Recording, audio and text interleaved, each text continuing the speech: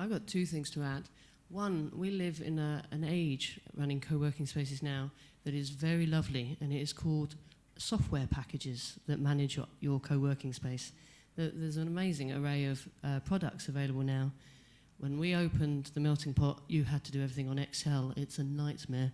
So use the tools that have been created to manage your space, to understand when you're likely to be full, when you're not likely to be full. Your clients, our clients, are, there's a lot of parents, for instance.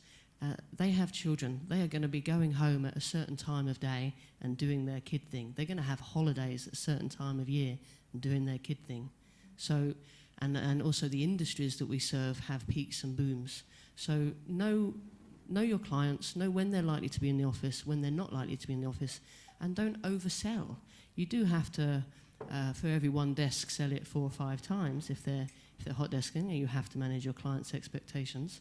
But also have an understanding. You wouldn't like to be in a space that was constantly busy all the time. So don't price your products that need you to be 100% full all the time. Just go for 70, 80% occupancy so that that's your break-even point.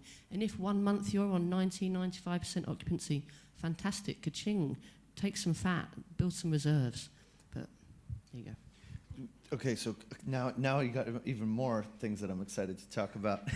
Okay, so for one, getting into the space, if you're not running a space yet, you're trying to figure this out, you want to try to get as good of a guess as you can, but until you're open, it's still kind of a guess. Once you're open, then you're getting empirical information about the actual people that are showing up and how much they're using it. So structure for that in the very beginning. Assume that your initial pricing and your initial model is an experiment and that you absolutely intend to change it within the first 3 to 6 months. And make that very clear. This is the introductory offer. It's good for the first 6 months. Lock in the deal now because we're probably going to change it in a few months once we realize where it's working and where it's not. And so you can use that to motivate people. And scarcity is not a bad thing either. If you say, hey, this is an experimental time, we're only accepting this many people to sign up, so sign up now. It really does motivate people. And then you can say, okay, now that we see how many people are showing up and how often they're using it, now we can kind of settle on how many more memberships we can add and what we can really charge. And yeah, it was one of the big mistakes that I made with my pricing model was that I tried to make it accessible to everyone at every level, from the lowest end to the highest end, because that's what I wanted. I wanted something that was cheap and affordable. But there were people on that higher end who told me that I was not charging nearly enough, that they would gladly pay more, because they wanted to see me stay in business so that I would continue to offer my service. And so what I'm realizing now, and I think is the much better model, and we can kind of go into the numbers with your particular projects, but charge the people who can afford to pay you an appropriate rate. Charge a private, dedicated desk, private offices in a co-working space command a premium on the market.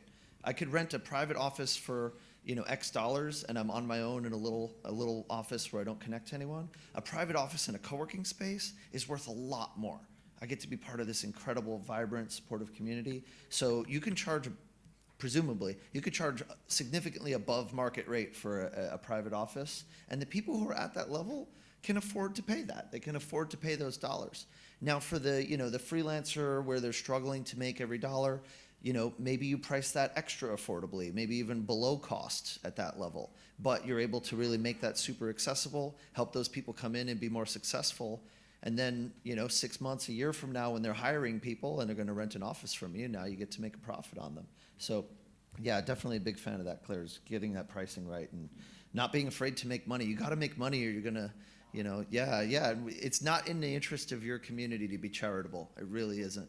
You have to make this something that sustains you, or you're gonna do them a disservice when you burn out.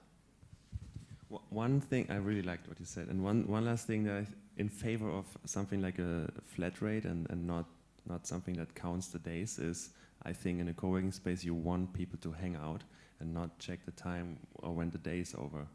So that's what kind of I feel is the ultimate goal, and you want them to stay as much as possible actually and not keep them away. And also for those memberships that they have a lot of offerings, be careful to kill you can kill one membership that is working, with another one similar. So that's it.